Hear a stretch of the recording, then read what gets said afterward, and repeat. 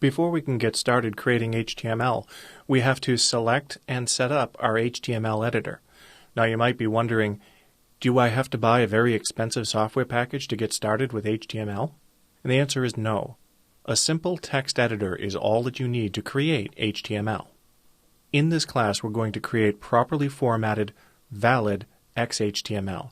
I will refer to that XHTML as HTML, mainly because everybody that you're going to encounter is going to refer to your code as HTML, not XHTML. Setting up your text editor as an HTML tool is essentially the same process on both the Macintosh and PC platforms.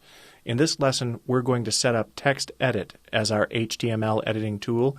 On the PC platform, you would use Notepad. I'm going to launch the TextEdit application by double-clicking on the TextEdit icon. Now, when TextEdit first launches, an untitled document is created, and I know instantly by looking at this window that TextEdit is not configured properly to create XHTML. I know this by looking at the top of the untitled document window. I can see formatting controls. These formatting controls look like controls you typically see in a word processor. This is an indicator to me that this document is set to create rich text files. Rich text is text that is bolded, underlined, italicized, all the normal formatting that you would typically do if you were creating a document. But in this case, we wish to create a simple text document. In order to do that, we need to configure the preferences of TextEdit. Under the TextEdit menu, select Preferences.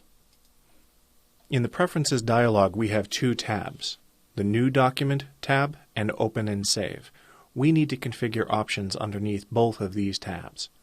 Under the New Document tab, click on the radio button that reads Plain Text.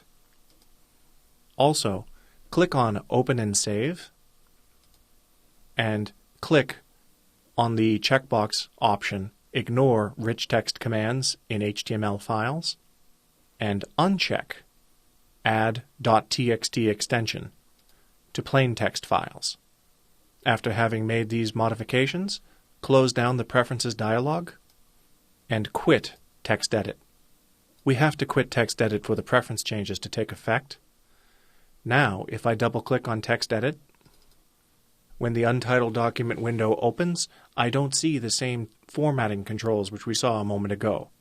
This tells me that the preference updates that we just made have taken effect, and TextEdit is now ready to create XHTML.